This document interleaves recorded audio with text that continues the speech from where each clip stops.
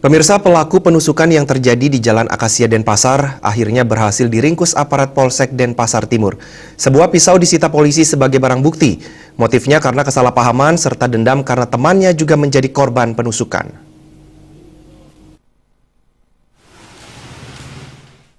Polisi menangkap Kadek SD asal Kubu Karangasem di tempat tinggalnya Jalan Akasia Denpasar Timur. Tersangka terlibat aksi penganiayaan terhadap korban Kletus Jemadi di Jalan Akasia pada akhir Maret lalu.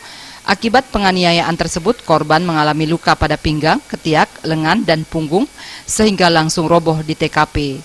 Saat itu, korban bersama salah satu temannya, RF, membeli nasi goreng.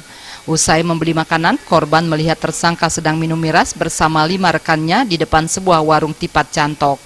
Melihat korban sedang menunggu temannya di seberang jalan, tersangka menghampiri korban.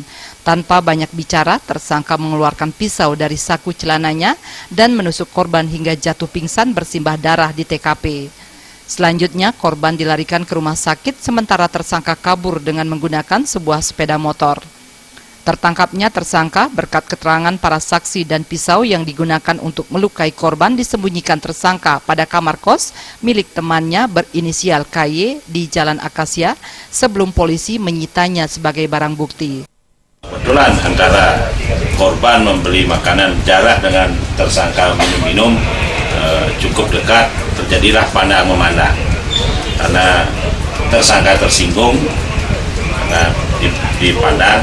Kemudian tersangka mendekati korban tanpa ngomong apa-apa, tersangka langsung membacok korban sebanyak 4 kali.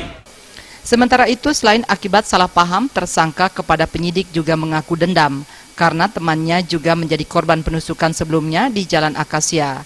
Sebuah pisau dan pakaian disita polisi sebagai barang bukti. Akibat perbuatannya, tersangka dijerat pasal 351 KUHP tentang penganiayaan dengan ancaman 7 tahun penjara. Rai Swantara, Bali.